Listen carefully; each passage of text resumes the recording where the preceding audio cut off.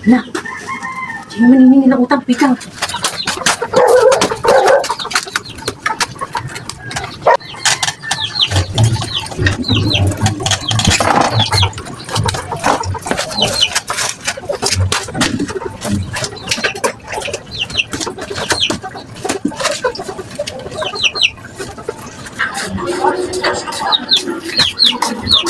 Mars?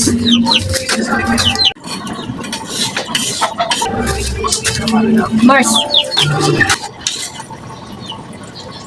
Ano yun, Mars? Ay, maniningil sana ako, Mars.